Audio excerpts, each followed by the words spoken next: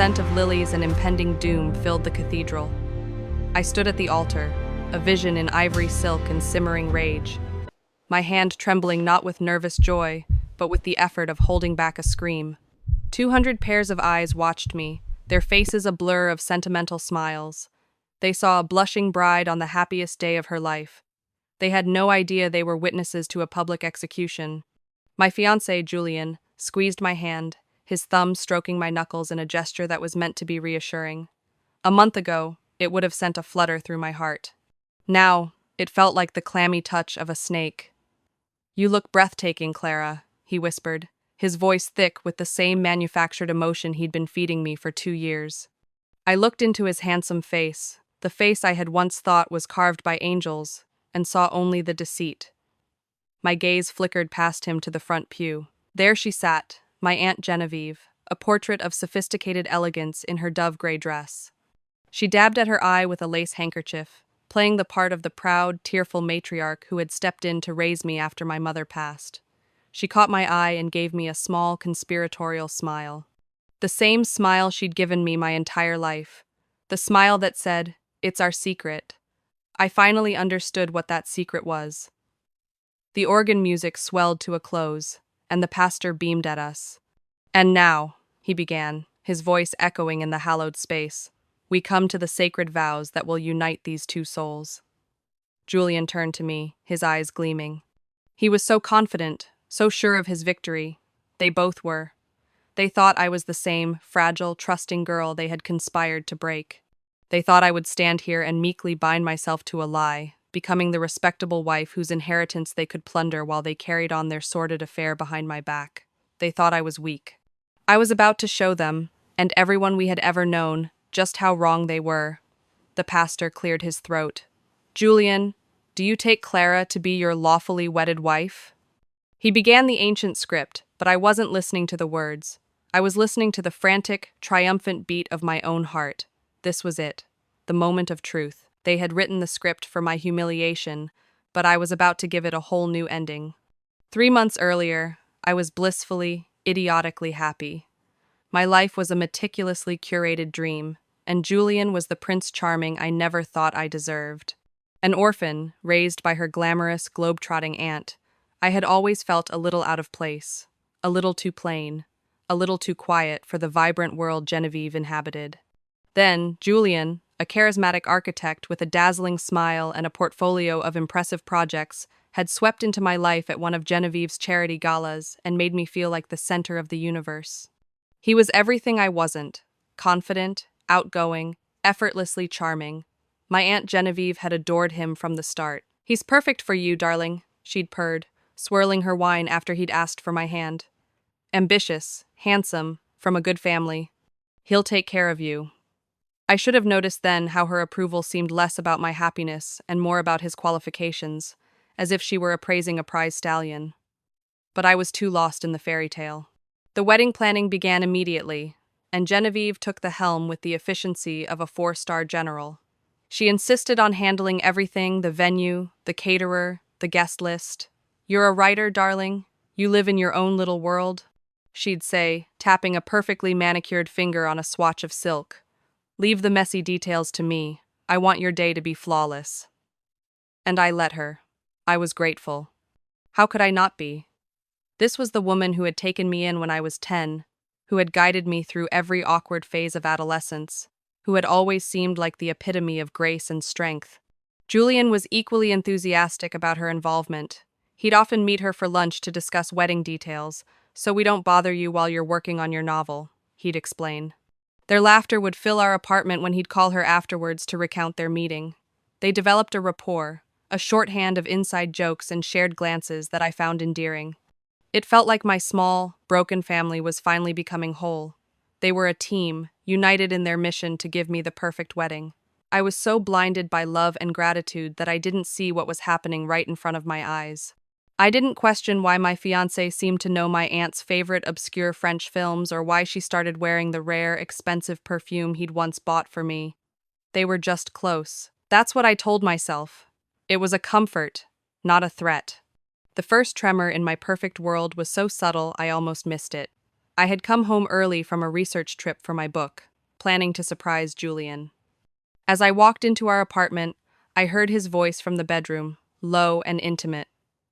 I smiled, thinking he was on the phone with a client. I tiptoed to the door, ready to wrap my arms around him. But the words I heard stopped me cold. "You felt incredible last night, Jen. I can't stop thinking about it." My breath hitched in my throat. Jen. That was his pet name for her. I stood frozen, my surprise curdling into a confusion so profound it made me dizzy. There had to be an explanation, a misunderstanding. Maybe he was talking about a project, a design that felt incredible to complete. "You need to be more careful, Julian." Genevieve's voice, unmistakable even through the phone, was a low purr. "Little Clara is more perceptive than she looks. We can't have her getting suspicious before the wedding." The floor seemed to fall away from beneath my feet. Little Clara. The dismissive, condescending term she used when she thought I wasn't listening. Suspicious. The word hung in the air, a poisonous vapor. I backed away from the door, my heart hammering against my ribs. I stumbled into the kitchen and poured a glass of water, my hands shaking so violently that I sloshed half of it onto the counter. I had to be wrong. I had to have misheard. Julian walked out of the bedroom a moment later, a wide smile on his face when he saw me. "Clara, you're home early." He crossed the room and kissed me, but his lips felt foreign. I was just on the phone with Genevieve, finalizing the seating chart. "It's a nightmare, but she's a miracle worker." He said it so easily, so convincingly, that for a moment, I almost believed him. I almost let the wave of relief wash over me. But the words I'd heard echoed in my mind. "You felt incredible last night, Jen." Seating charts didn't feel incredible. I looked at him, really looked at him, searching for a crack in the facade. But he was flawless, his expression open and loving. "Is everything okay?" he asked, his brow furrowing with mock concern. "You look pale." "I'm fine," I whispered, the lie a bitter taste in my mouth. "Just tired from the drive." For the rest of the day, I moved through a fog of denial. I told myself I was being paranoid, that my writer's imagination was running away with me. But the seed of doubt had been planted, and it began to sprout, its tendrils wrapping around every interaction, every shared look, every inside joke between them. A week later, the seed of doubt blossomed into a thorny vine. Julian and I were at a wine tasting event for a local charity, one of Genevieve's pet projects. She was holding court across the room, a radiant star in a crimson dress, surrounded by admirers. Julian, who had claimed to be a novice when it came to wine, was swirling a Cabernet with the confidence of a seasoned sommelier. "This one has notes of cherry and a hint of leather," he murmured, taking a sip. "Genevieve would love this one." I looked at him, a knot tightening in my stomach. "I thought you didn't know much about wine." He laughed, a smooth, easy sound. "Genevieve has been educating me. She says a man should know his way around a wine list. It's all part of the wedding prep. She wants me to be the perfect husband for her perfect niece." The condescension was subtle, almost imperceptible, but it was there. He wasn't becoming the perfect husband for me. He was being molded into the perfect husband by her. Later that evening, as Julian was speaking with a colleague, Genevieve glided over to me. "Isn't he wonderful, darling?" she said, her eyes fixed on Julian. "He's learning so quickly. He has such potential." There was a possessive glint in her eye, a proprietary tone in her voice that sent a chill down my spine. The way she said his name, it wasn't with the affection of an aunt for her future nephew-in-law. It was something else, something hungry. The final piece of evidence from that night came when we got home. As I was getting ready for bed, I noticed an earring on Julian's nightstand. It was a single, elegant pearl drop, intricate and expensive. It wasn't mine. I picked it up, the cold weight of it heavy in my palm. My heart began to pound a slow, heavy rhythm of dread. "Julian," I said, my voice barely a whisper. "What is this?" He walked out of the bathroom, saw the earring in my hand, and for a fraction of a second, I saw it. Panic. It was a flicker, there and gone in an instant, but I saw it. Then the smooth mask of the charming fiancé slipped back into place. "Oh, that," he said, chuckling. "Thank God you found it. It's Genevieve's It must have fallen off in the car when I gave her a ride home from our lunch meeting yesterday. She called in a panic about it, said it was one of her favorites. The lie was so plausible, so perfectly constructed. But I had been with him all day yesterday. He hadn't mentioned a lunch meeting, and Genevieve hadn't mentioned a missing earring, despite us speaking on the phone that morning. I stood there, the pearl cold against my skin, a silent testament to a betrayal I wasn't yet brave enough to confront. I put the earring down and said nothing, but in the quiet darkness of our bedroom that night, I lay awake, replaying every moment, every word, every shared glance. The image of Julian and Genevieve, a united front, educating him, choosing wine, laughing at jokes I didn't understand. And I knew, with a certainty that chilled me to the bone, that I was not the star of this fairy tale. I was the fool. The weeks leading up to the wedding were a special kind of hell. I lived in a state of hyper-awareness, every nerve ending frayed. I was a detective in my own life, gathering clues to a crime I was too terrified to solve. The evidence mounted, piece by damning piece.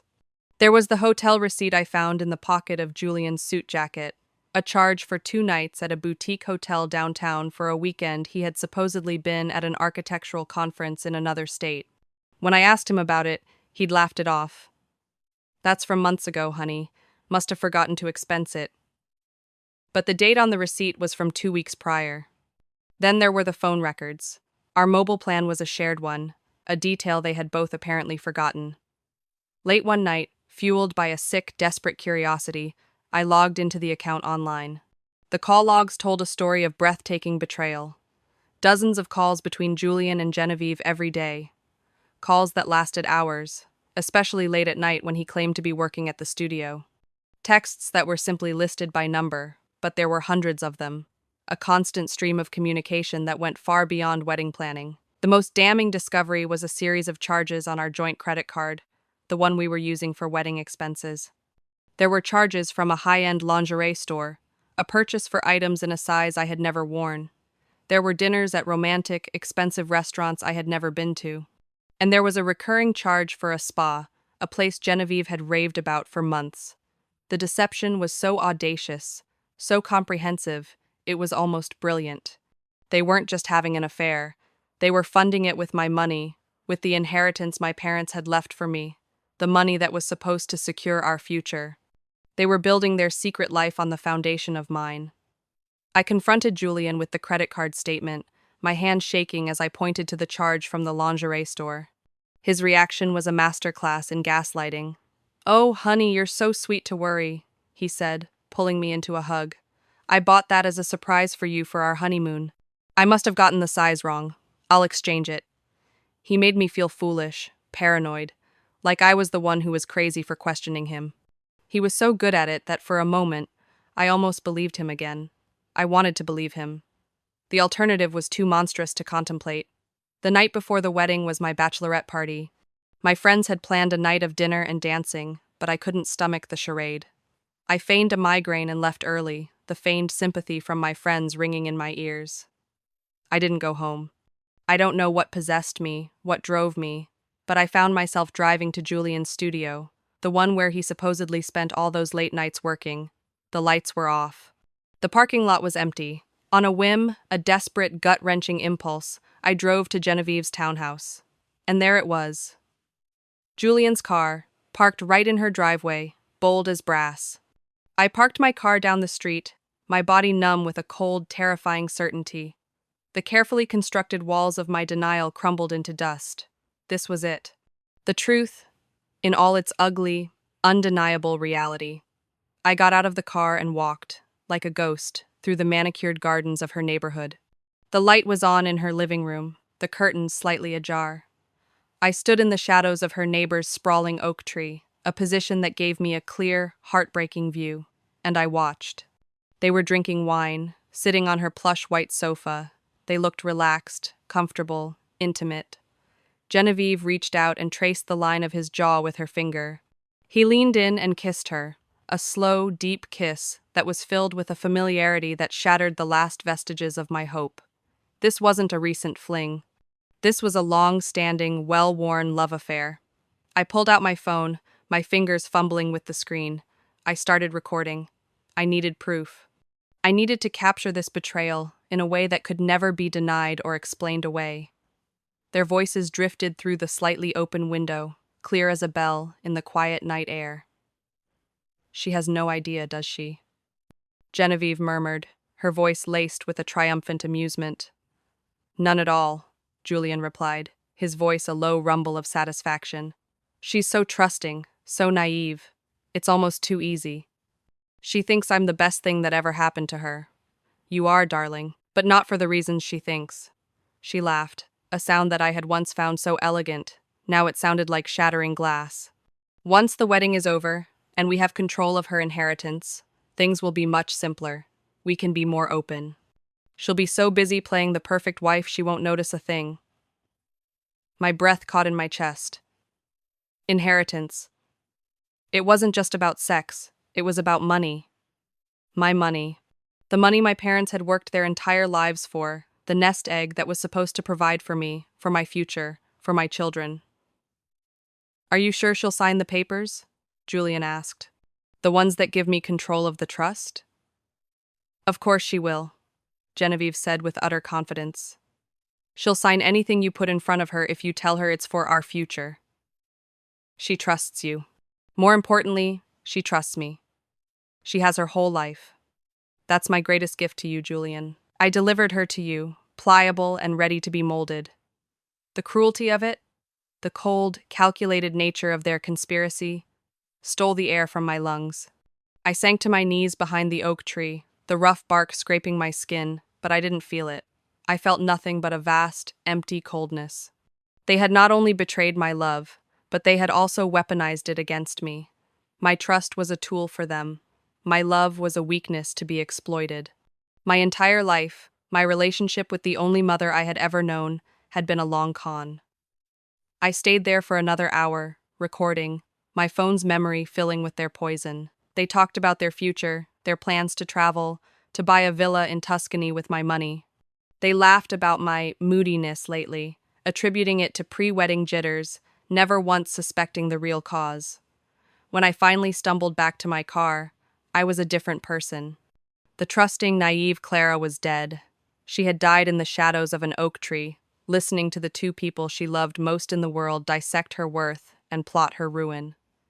In her place, a new Clara was born. One forged in betrayal, hardened by grief, and fueled by a pure, righteous, and all-consuming rage. They wanted a wedding. I would give them a spectacle they would never forget. I didn't go back to our apartment. I drove to a nondescript hotel near the airport, paid in cash, and locked myself in the room. For hours, I just sat on the edge of the bed, the audio file of their conversation playing on a loop in my head, pliable and ready to be molded.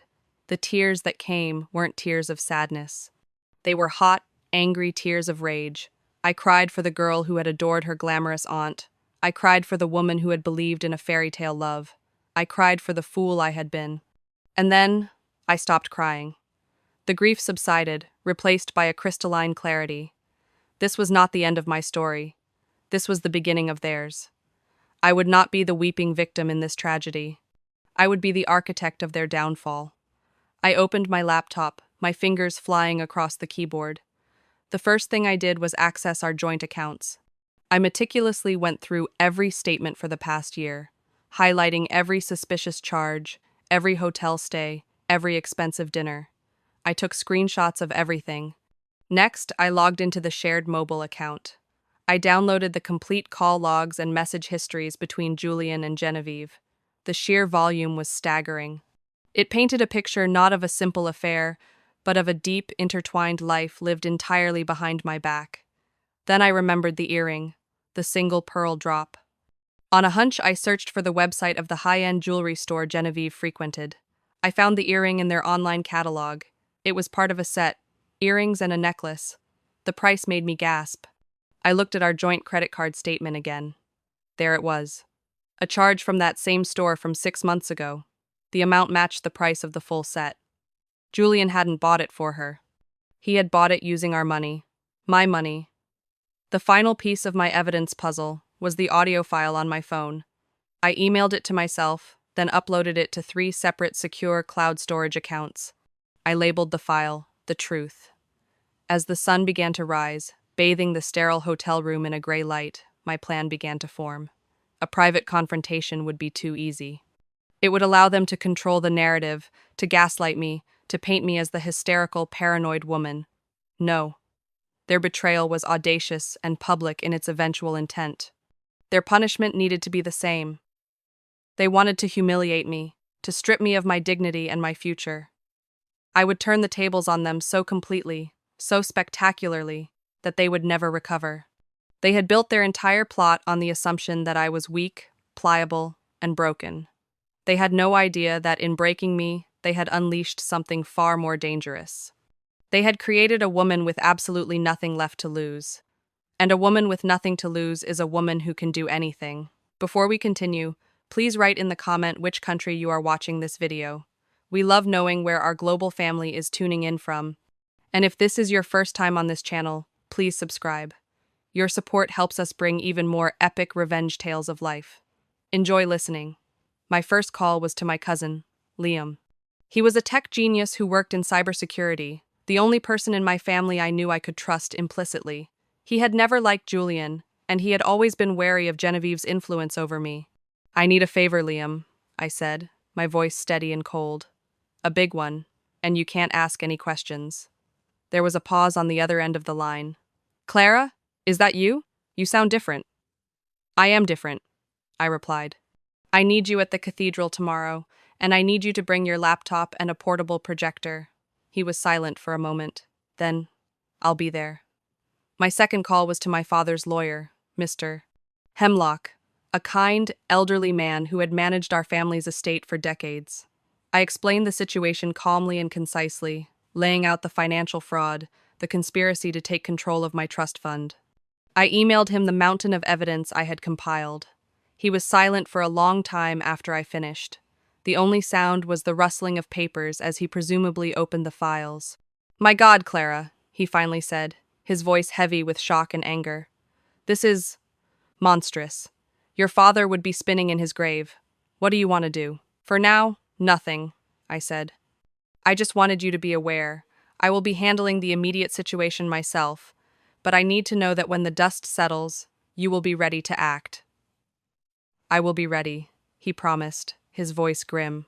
"We will prosecute them to the fullest extent of the law." The morning of my wedding day, I checked out of the hotel and drove to the cathedral. I didn't go home.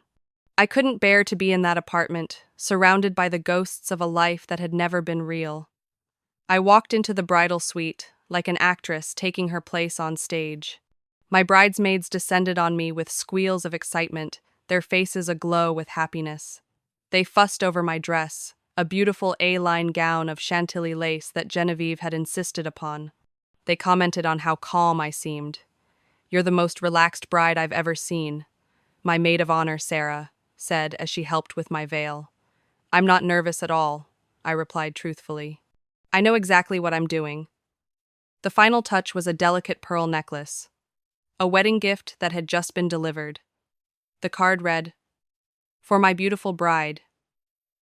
Can't wait to start our forever. All my love, Julian." I looked at the necklace. It was the match to the single pearl earring I had found on his nightstand. The earring he had claimed was Genevieve's. He had bought her the set and given me the necklace as a wedding gift. The sheer, unmitigated arrogance of it took my breath away. I fastened the necklace around my throat. It felt like a collar.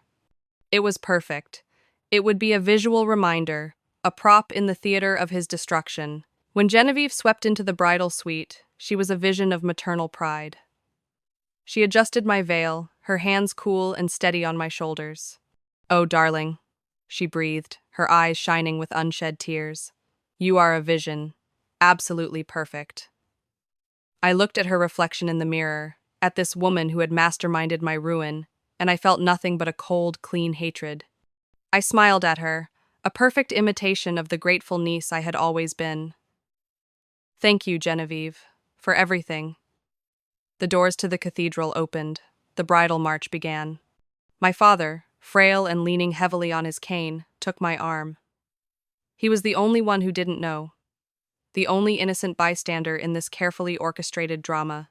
A pang of guilt shot through me, but I pushed it away. He deserved to know the truth, and this was the only way.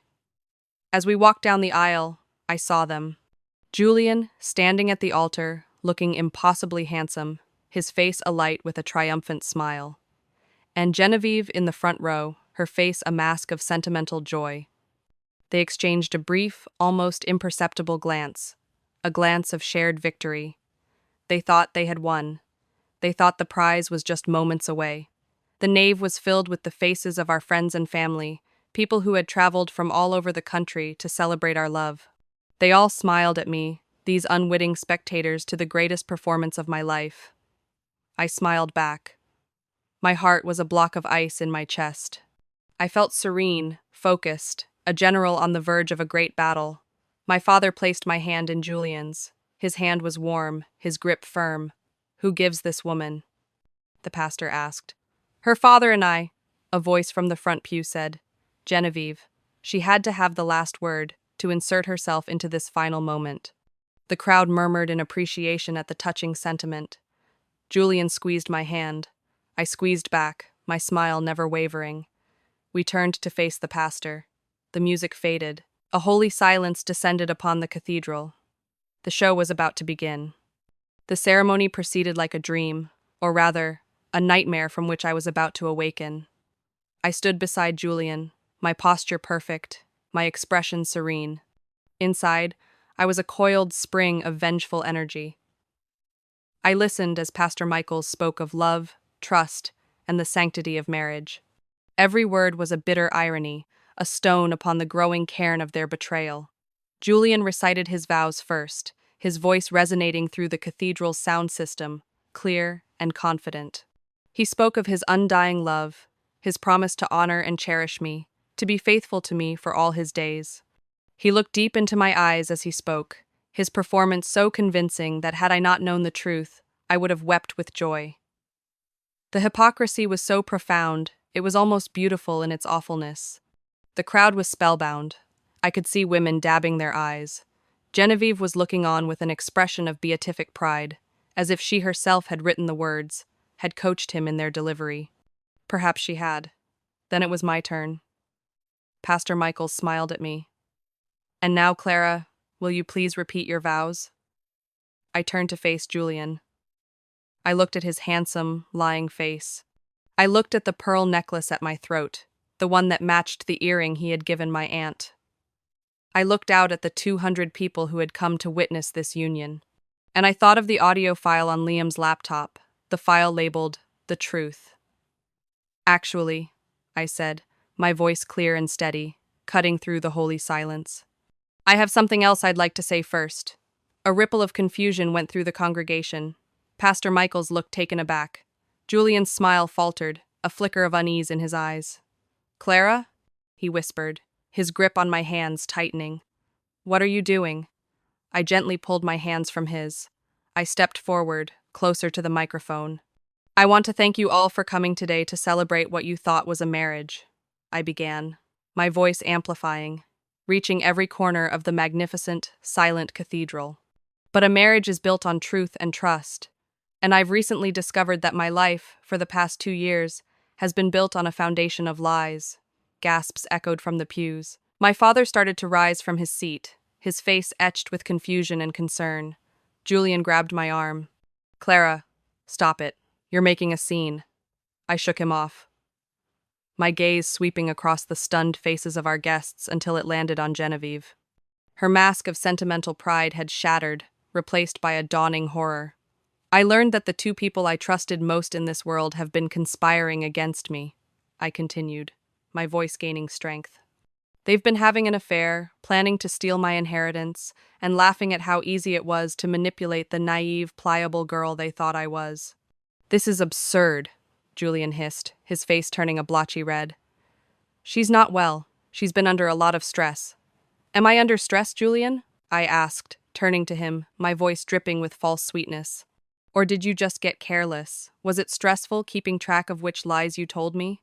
Like the lie about the architectural conference you were at the weekend you were actually at a downtown hotel with my aunt?"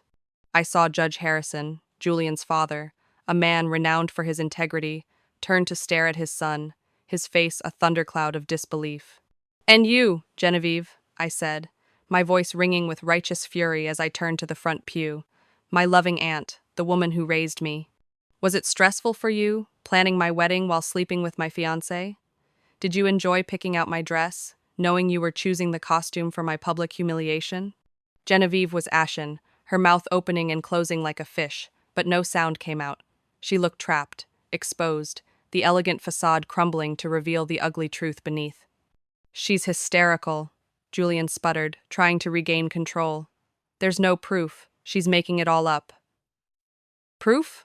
I asked, a slow, cold smile spreading across my face. "You want proof? I have proof." I nodded to the back of the cathedral. Liam, my brilliant cousin Liam, stood up from his seat, his face grim. He opened his laptop. The large projector screen that had been set up to show a sentimental slideshow of Julian and me during the reception flickered to life. The first image that appeared was a screenshot of the hotel receipt, the date, and Julian's name clearly visible. The second was the credit card statement, with the charges from the lingerie store and the romantic restaurants circled in red. The third was a high-resolution photo of the call logs, showing the dozens of daily calls between Julian and Genevieve. A collective gasp went through the crowd. People were standing up, murmuring, pointing.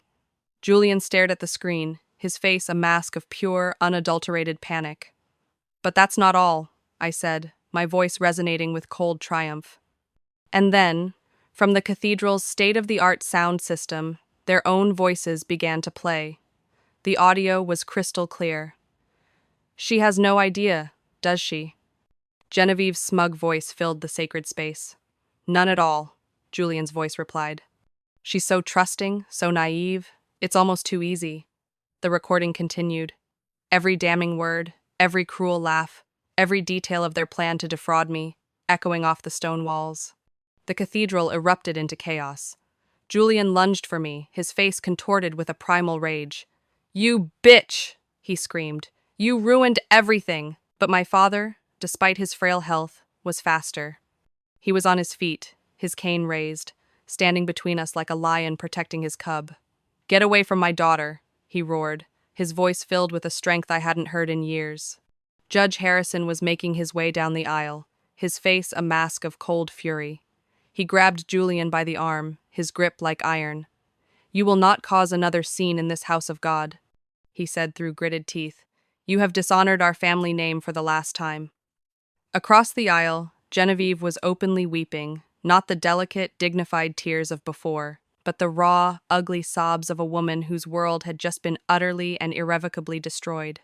Her society, friends, the women she had worked so hard to impress, were staring at her with undisguised disgust, backing away from her pew as if she were contagious. I stood amidst the wreckage, calm and still. I had unleashed the storm, and now I would watch it rage. I looked at Julian, held captive by his own father, his handsome face ugly with hate. I looked at Genevieve, crumpled and sobbing, a pariah in the world she had so carefully constructed. I felt no pity. I felt no remorse. I felt only a profound and cleansing sense of justice. I walked over to the altar and took the microphone from the stunned pastor.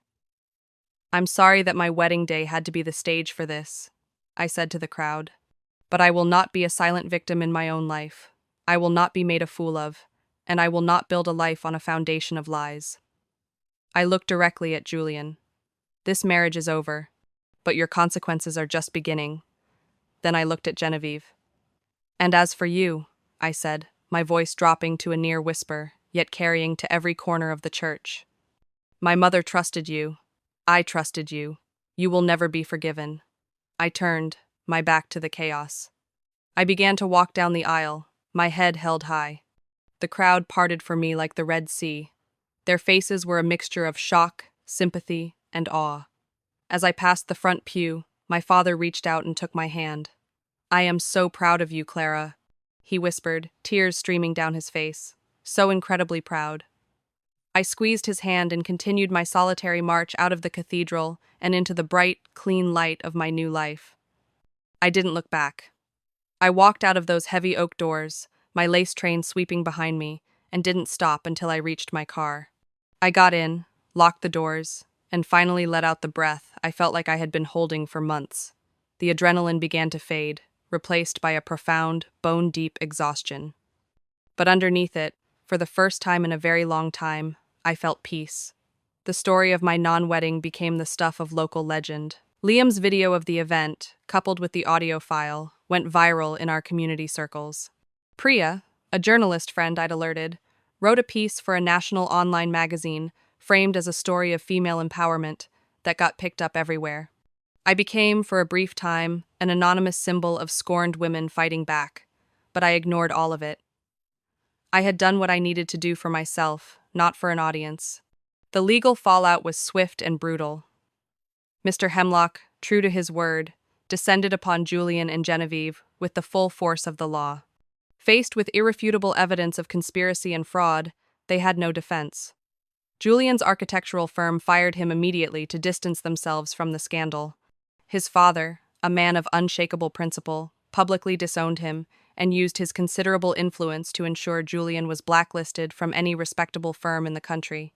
He was ruined, professionally and socially. Genevieve fared no better.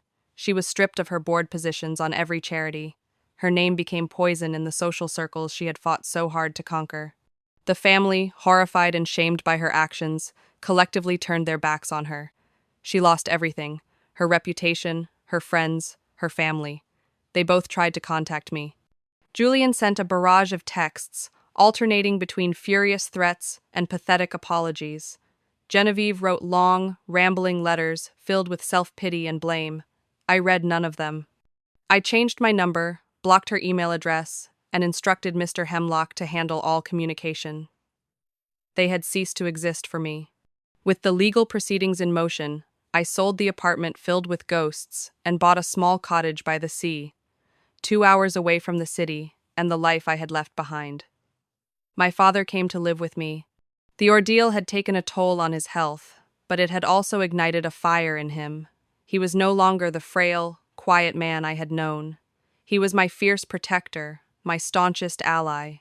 We healed together, in the quiet rhythm of the ocean waves, rebuilding our small family on a foundation of honesty and unwavering love. 6 months after the wedding that wasn't, I sat on my porch, watching the sunset paint the sky in hues of orange and pink.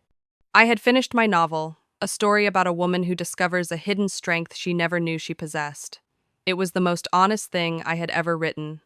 A publishing house had offered me a 2-book deal, and for the first time, I felt like a real writer, not just a girl with a hobby. The legal battles were finally over. Julian and Genevieve, to avoid a public trial and almost certain jail time, had settled. They were forced to repay every cent they had conspired to steal from my inheritance, with punitive damages.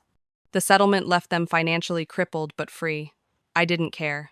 My revenge was never about the money. It was about the truth. It was about taking back my power. My father came out to join me, carrying 2 mugs of tea. He looked healthier, happier than I had seen him in years. "I heard from your cousin Liam today," he said, handing me a mug. "He said Judge Harrison made a significant donation to a women's shelter in your name." I smiled. It was a gesture of apology, of respect, a quiet acknowledgement from one broken family to another. "What about them?" I asked, not needing to specify who. Liam said Julian is working as a draftsman for a small construction company in another state, living in a tiny apartment. He's a ghost. "And Genevieve?" My father sighed. "She sold her townhouse, moved to a small town in the Midwest where no one knows her name. She works as a receptionist at a dental clinic." The image was so incongruous, the glamorous, sophisticated Genevieve answering phones, that I almost laughed. They had wanted to buy a villa in Tuscany with my money. Instead, they were living in self-imposed exile, stripped of the wealth and status they valued above all else. They had gotten exactly what they deserved. Not a fiery end, but a slow, quiet fade into mediocrity. A life sentence of knowing exactly what they had thrown away, and who had been the one to take it from them. We sat in comfortable silence, watching the last sliver of sun disappear below the horizon. The peace I felt was absolute. I had faced the worst betrayal imaginable, and I had not only survived, I had thrived. I had found my voice, my strength, and my freedom. The fairy tale was dead, and in its place was something far more real and far more beautiful. My own life, written in my own words, on my own terms. 2 years later, my second novel hit the bestseller list. The story, a dark, twisting tale of psychological suspense and female rage, had resonated with readers in a way I could never have imagined. I was no longer an anonymous symbol, I was a voice. I received letters and emails from women all over the world, sharing their own stories of betrayal, of finding their strength, of refusing to be silent. Each story was a confirmation that I had done the right thing. My father passed away peacefully in his sleep that spring. He had spent his last years surrounded by the sea, the books he loved, and the fierce, unwavering love of his daughter. His passing was a profound loss, but I was filled with a deep gratitude for the time we had, for the way we had saved each other. I established a literary grant in his name to support emerging female writers. It felt like the perfect way to honor his memory and the power of storytelling that had, in so many ways, saved my life. I rarely thought of Julian or Genevieve anymore. They were ghosts from another life, characters in a story that had long since ended. But one afternoon, a package arrived. It had no return address, but the postmark was from a small town in the Midwest. Inside was a single, elegant pearl earring, the match to the one I had found on Julian's nightstand all that time ago. There was no note. None was needed. It was a white flag. A final, pathetic admission of guilt. A relic from a war she had so spectacularly lost. I didn't feel anger or pity. I felt nothing at all. I walked out to the edge of the cliff overlooking the ocean, the wind whipping my hair around my face. I held the pearl in my palm for a moment, a small, cold reminder of the woman I used to be. Then, with a flick of my wrist, I tossed it into the churning waves below. It was a release, the final severing of a tie that had been broken long ago. I was not defined by their betrayal. I was forged by it. They had meant to destroy me, but instead, they had given me the greatest gift of all, the knowledge of my own strength. The world had tried to make me a victim, but I had chosen to be the author of my own story. And as I stood there, watching the endless expanse of the ocean, I knew, with every fiber of my being, that the best chapters were still to come.